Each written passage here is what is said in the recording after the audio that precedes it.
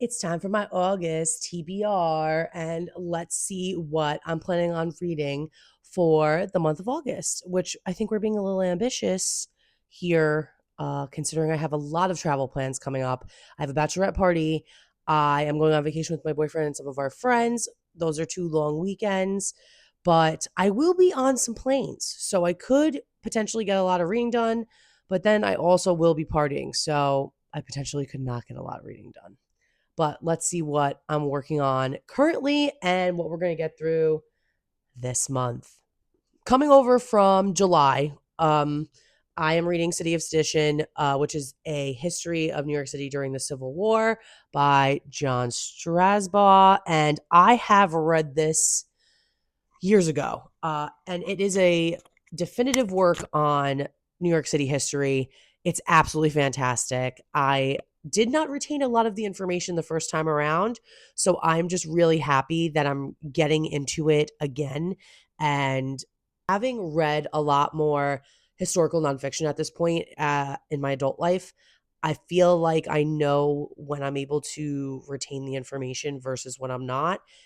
What part of what makes a good historical nonfiction book is either my willingness or my easy ability to retain information. And this is very much easy ability. It weaves together the story of so many historical figures in New York and also just in American history. And it does so in a way that reads like nonfiction to me. It's really, really well done. If you haven't read this book, definitely check it out. But I'm about halfway through. And if I don't finish it for August, we'll be carrying it over to September. But I'm hoping I can knock out the other half by the end of this month. I also recently started The Reformatory by Tananarive Due, and I am only about 10% into this, but I already know that this is going to be an absolute hit for me. It combines horror, it combines literary fiction, it combines historical fiction, and then we're going to be covering lots of hard topics like racism and policing and like education and poverty and classism and just everything that we're countering in this book. Again, I'm only about 10% in, but I just absolutely love it already, and I'm really nervous for what's going to happen because our main character Robbie just got to the reformatory, so I'm nervous. I know it's not going to be good. It's going to be scary and bad. And usually things that are scary can just be scary and not be bad, but it's going to be scary and bad. So I'm really worried about him, but already loving this. Definitely want to bring this on the plane. Because I need to get some good chunks right out of this. So definitely my priority for the month, especially with the traveling. Also in August, I finally want to read Gone Girl by Gillian Flynn. And I'd seen the movie a while ago, but I have not actually read the book. And I've had this copy for a while. I think I got it on Thrift Books. But it's in really good shape. Nice little hardcover. I don't have too many thrillers in hardcovers either. And this is like, one of the thrillers that kind of like sparked people back into reading. So, really excited to get into this. I know the general premise, the finer details have gotten lost over time, but definitely want to tackle this one. This will probably not be for the plane or for trips. Generally, I don't bring hardbacks just because they take up a little more space in my luggage, but we definitely want to read this month. Again, we're being really ambitious here because this was originally on my July hopefuls and we did not make it. But I do want to finish out the Darker Shade of Magic series with A Conjuring of Light by V.E. Schwab. This is the third book and the final book in the trilogy. Then there is a Fragile Threads of Power spinoff second series in the same world. I do have the first book, Fragile Threads of Power. I don't think the others have been published yet. But I do want to finish this because then I could say that I finished the Darker Shade of Magic series in 1 year. I absolutely love this series so far. Books 1 and 2 were both 5 stars. I have no doubt that the ending will also be 5 stars for me. And this is really shaping up to be one of my favorite fantasy series of all time. As of right now, I would probably say, like, from what I've read, Game of Thrones is absolutely incredible. That's probably my favorite fantasy series of all time currently, but this is definitely like a top 5. The magic is easy to understand. The world building is fantastic. It's kind of like it takes place in like three parallel Londons. So like you have an idea of what the world is, but actually that London is a little different in every world that they're in. And like the languages are different and what they call the river is different and what certain things are, it's not the same street names, things like that. It's so interesting. It's so cool. We also have Lila, who is one of my favorite characters of all time. I think she's fantastic. I love a little assassin. Like Arya was my favorite in Game of Thrones. Lila is my favorite in Dark Shade of Magic. Like I love a little girl who's a killer. On the surface would seem not intimidating in the least, and like she's a little assassin. I just absolutely love that aspect of it. So really excited to see how V. Schwab wraps up the series, but this should be no surprise. V. Schwab is one of my current favorite authors. I think she's absolutely fantastic. Invisible Life of Addie LaRue, I read earlier this year. I can't believe I put it off for so long. Absolute 6-star read. She's just like, it's an auto buy. She wrote it, I'm buying it.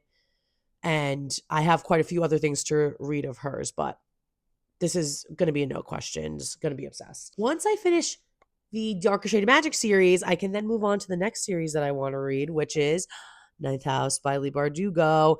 And can you just not even with this cover? This to me, this is a perfect cover.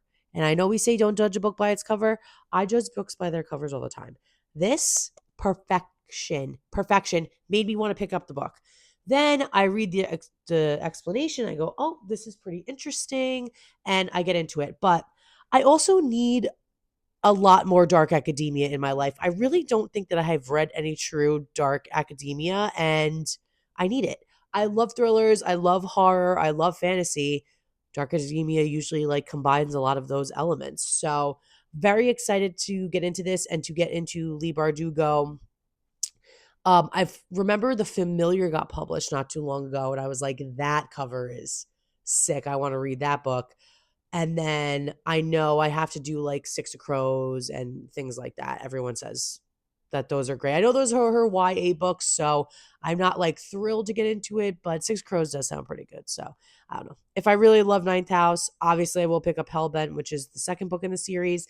And then I will continue with more Lee Bardugo, whether it's YA or adult. But super excited to finally get into that one. Before August ends, I'm really hoping that I can continue my streak of rereading The Hunger Games, and I'm going to read Catching Fire by Suzanne Collins. And I don't remember if this was my favorite book, but after just finishing rereading The Hunger Games, I don't know if there's another book in the series that's going to be as good as that. It's one of those things that you question if it was so good because you read it when you were kind of a kid. But to me, Hunger Games was even better than I remember it. I absolutely had an amazing time reading it. I flew through it. I read it in like 3 days. I thought it was just, it's almost perfect. It's a near perfect book. I don't know. Honestly, some more emotional damage probably would have made it a perfect book for me. But I know this is also going to be great. I'm very excited about this. And reading Hunger Games again just like reintroduced my love for Haymitch and for Cinna and for obviously for Katniss. Big Katniss fan over here. And I know she was like tougher in the books. Like she was made to be more of a hero in the movies, but books Katniss, I love books Katniss. She's complicated, and what teenage girl isn't? So very excited to continue with the series. It's great. It's a modern classic for a reason. Let's call it a modern classic because I don't want to feel old. And then hopefully for August, I can get into Lucy Foley's The Hunting Party. This is my last thriller of Lucy Foley's, minus The Midnight Feast, which is the newest. I still have to get that. But out of her thrillers, this was the first published, and for whatever reason, I read it last. Very unusual for me. I am a big fan of reading in publication order for anyone, any author or series. Obviously, you want to read in the order they're supposed to be read in, but even just for regular, like I just like to read authors in publication order. That's what I'm doing with Essay Cosby. But excited for this. And then once I finish this, and I will pick up The Midnight Feast, and then I could give a definitive Lucy Foley thriller ranking because I do really enjoy her. Paris Apartment is probably my favorite of hers. Also really liked The Guest List. So excited to finally get this one done. And, it's like a nice quick little palate cleanser. This might end up coming with me on the plane for one or both of my trips, depending on how much I get read, because this is like a perfect quick plane read. Okay, these are my August hopefuls. What are you guys hoping to read in the month of August? Let me know in the comments below, and I will see you next time.